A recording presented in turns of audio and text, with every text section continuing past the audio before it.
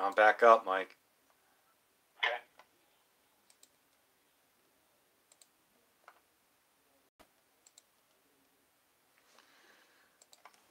Yep, you are. And we're back. They said there's no sound. We're saying there's no sound. You guys hear me? Are we there? Testing. Yeah, I got sound. Okay. All right. So we were only one card away from finishing the top 10 before my phone overheated. That's funny. And well, we have to tell guys, Mike, we left out one tiny little bit of information that we left 3 cards off of this list, and they're kind of big. The 51 Mays, 51 Bowman Mays, 51 Bowman Mantle, and 52 Topps Mantle, only because, let's face it, those cards are automatically in another level. Right. So we took them off only because those are without a doubt, and 52, you're right, is not a rookie card, Eric. But we were just saying that those cards we took off the list, the Mays and the Mantle, because they're too iconic, they're too huge. That's like if the if the Honest Wagner was on here, that would be a given. These are the top 10 not obvious. Not obvious. Rookies. Because Mantle and Mays will be on everybody's list. Absolutely. Right? But we had number 1 as the 54 Topps Hank Aaron. And Dave was saying start over. After we do the Hank Aaron, I'll do a run through real quick of the honorable mentions and the top 10. So number 1, we have the 54 Aaron, which is my number 1 all-time favorite card that I want badly, and it's on my bucket list. And you got this at the National, right, this year? I did. And Eric helped you out, yeah. Oh, Eric was my hero. He helped me. I don't know. We looked at, 10, 15, 20. How many Eric did we look at? A lot. And we found one. In fact, the one I ended up buying wasn't even in the case. The guy had it. Remember that, Eric? He had it in the in some case behind the. It wasn't even on his display. And he said, "Hey, I got some more if you want to look at them." And I said, "Yes." And so he brought these out. And I'm like, "Holy crap!" And I found my 3. And I think Eric was like, "Dude, that's a nice looking card." And I'm like, "Yeah, it is."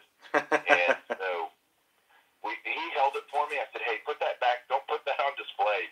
Hide that one away for a little bit, and we'll come back." And we did. And I ended up buying that for $1,000. Wow. And was thrilled to death. So what's a 3 and VCP price right now? $1,200. Okay. So I did okay. No, you did really well. I mean, to save $200 when you could put that towards, like the Ernie Banks rookie you picked up, went towards that, and let's just see how this card is done. In 2006, it was $345 in a PSA 3. This card, when people are talking about vintage cards have gone up in the past couple years, they always refer to the Hank Aaron. This is the one that's really done the best over the past, especially the last couple years, past few years. It's done really well. It was $345 in a PSA 3 in 2006, and now the average price is $1,200. So it's quadrupled in the past 10 years. So you can't ask for a better investment than that. It's the 54 Topps Hank Aaron as our number 1 top 10 post-war rookie cards. Don't necessarily have to be a Hall of Famer, but it is what it is. These are definitely great cards. But to go through these real quick again, we're going to do the honorable mentions and then the top 10. The first honorable mention we mentioned was the 49 Bowman Duke Snider. 59 Topps Bob Gibson. These are cards that just missed the top 10. 63 Topps Pete Rose. 55 Topps Sandy Koufax, and that just missed the top 10. And then we started at 10 with the 89 Upper Deck Griffey, 49 Bowman Campanella, 48 Bowman Yogi Berra, 48 Leaf Satchel Paige, 54 Topps Ernie Banks, 68 Nolan Ryan, 67 Tom Seaver, 55 Clemente, and 48 Leaf Jackie Robinson at number 2, and 54 Hank Aaron. You actually could go either one of these, 1 and 2, Jackie or Hank Aaron as 1 and 2, either way, in my opinion. Both cards are, and Jackie's without a doubt probably a little bit more valuable than the Hank Aaron. Let's just take a quick look. The highest grade is a 9 for Jackie, and it went for $336,000. Hank Aaron, curious to see what a high grade Hank Aaron.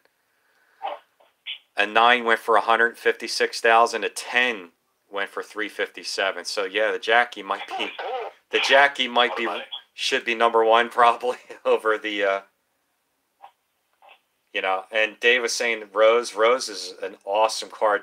After the Hank Aaron card is number 1 on my bucket list. This is my number 2 bucket list card, is the Pete Rose. And a lot of people don't like the floating heads. I mean, what do you think, Mike, about the floating heads? A lot of people are like, oh, God. I think it's one of the ugliest card designs ever. I still want that card desperately, but I'm not going to pay that. I'm never going to have one because I'm never going to be willing to buy it for a non-Hall until he gets in the Hall of Fame. I'm just not willing to pony up for it. Right. And do I think Pete Rose should be in the Hall of Fame? Of course I do. We all do, really. If you have any, love of the game, he was the greatest. He had the most hits ever. I mean, give me a break. Of course he deserves to be in the Hall of Fame. Right. But hey, you know what's interesting? Let's talk about this for a second. I want to talk about something that might be a little controversial. So, we talked last night, Dave and I talked about the vintage card curator guy. Mm-hmm. And, he had that video about African-American cards being collected more sought after. Oh, yeah, with race. Okay. Well, yeah, the race thing. How many in our top, let's call it top 14, are African-American players? Well, let's see. There's a lot. Bob Gibson. Yeah. Ken Griffey Jr. Yep. Campanella. Yep. Satchel Paige. Yep. Ernie Banks, that's 5. Clemente, I would say it's a minority. He's Hispanic, so he doesn't count. Okay. He's a minority. Jackie Robinson is 6. Hank Aaron's 7. Half. Yeah, half the cards are either some minority. And what's cool about that is I don't care what their skin color was. I look at the cards are gorgeous, their careers, the accomplishments of the players, whether they were black, white, yellow, green, whatever, I don't care. And that's, I think, really how most people look at it. Right.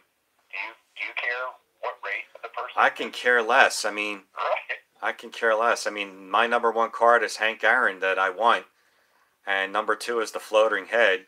But I don't care. I mean, this is a beautiful card. I mean, it's a perfect looking card. I mean, you can't go wrong with this card. But yeah, I mean, just to say, and we left out Willie Mays. I mean, if we would have put in the Mantle and Mays, we would have had 16 cards, and it still would have been 8 out of 16 right down the middle. Still would have been half. And what I love is that if there's a perception of value in the hobby, and cards of white players are higher valued than African-American players or Hispanic players or whatever, great. That just means I get to buy them cheaper. Mm-hmm. Shame on you guys, and yay for me. Yeah. So it's like, I mean, look, how much is the Satchel Paige? Good grief. I mean, Satchel Paige is astronomical. Not universal, right? It's not where, I don't know. I just think it's an interesting debate. I just don't know how much it matters to the true collector. Right. They just don't care. They just look at greatness as greatness. Right. And if we added 2 more cards from the honorable mention, we were thinking about Musial and Frank Robinson. Now you have 9 out of 18. It's still right down the middle. Right. So it's right equal. It's right down the middle. We're right down the middle. But Dave wanted to see the Satchel Paige. We had the Satchel Paige at Ken Griffey was 10, Campy was 9, Yogi was 8, Satchel was 7. So New York Yankees fan 7 said the whole thing never even crossed my mind until that one dude brought it up. You're right. I never thought about it either. I never thought about that. Gave that a second thought about does race play a part in card values. I never cared. I never even thought to bring that up. Not at all. But it's an interesting topic, and anyway, we probably burned that bridge enough, I think. But yeah, I mean, I do collect mantles. Eric's saying collect mantles, and you notice. No, I get it. There's a definite mantle effect, for sure, in the hobby. But there's a few guys that are like that. You got Mantle, Ruth, Ted Williams. Their cards are just going to be more valuable because the people that love them are now old enough where they battle it out. Well, I think and I've said this many, many times before, I think in my opinion, the 4 biggest players of all time, not saying the best, if you had to pick the Mount Rushmore of players, who do they all play for? My 4 all are Yankees. Babe Ruth, Lou Gehrig, Joe DiMaggio, and Mickey Mantle. I can't think of any other players that are, when you pick a person off the street, and they had to pick 4 all-time greatest popular by name. And I think a lot of it has to do not because of, because Mickey Mantle is white. It's because of the market. It's because of the New York Yankees. I think that has a lot to do with, why Hank Aaron, because he played in Milwaukee and Mickey played in New York. And he won world championships. I mean, how many world championships did Mickey win? I don't know, 9? I mean, the market you play in and the championships has a lot to do with it. For sure. You're right. I can't argue with any of that. Yeah, it's all market, and it's all how productive you are in the postseason and winning championships. Well, I think we're pretty good. I mean, we touched on all the cards. Ted Williams, better Hall of Famer than all. Oh, absolutely. Ted Williams is the greatest hitter of all time. Yeah, nobody's arguing that. It's just when I think about what because I was watching baseball and the Ken Burns deal and Williams and Musial and Bob Feller and all these guys that years to the war, right? Mm-hmm. And all of their stats would have been, and usually it was prime years, right? They aren't, they're not losing their year when they were 42, right? And so we're talking about statistics and numbers that would have been significantly higher for their career totals. And I don't think Williams even had 3,000 hits, did he? No, because he missed 5 years of the war. Right. So would he have 3,000 hits? Easily. Of course. Musial would have had Musial might have pushed 4,000 hits if he had kept playing or been able to play. Right. And so.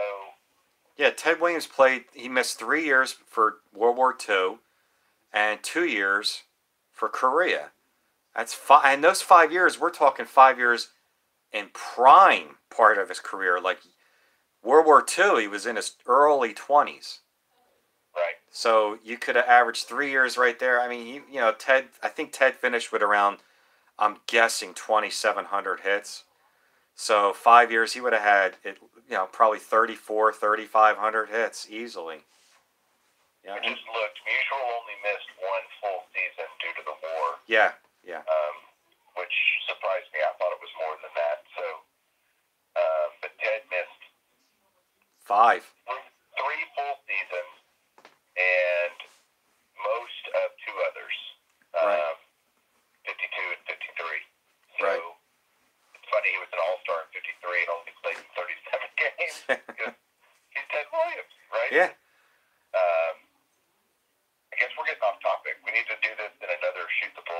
Yeah. episode or something. But Well, yeah, I just wanted to thank everyone for joining us. You know, this was episode 4 of the top 10 baseball cards. This was covering post-war rookies that started from 1948, and it was just another cool topic. Episode 5, I'm aiming for this week to do top 10 current players, and the guest for that will be Eric from Those Back Pages. So I will be getting with you, Eric, later on to discuss when you want to meet this week to do that one. And this was a lot of fun. We touched on 4 honorable mention cards and top 10. These are the best of the best post-war rookie cards. And you know, thanks everyone for joining. Mike, thanks for joining me. I appreciate it. you're so welcome, my friend. Okay. Yeah. Talk to everybody later. Take care. Have a good night. And you know what we say all the time: keep on collecting, love the hobby, and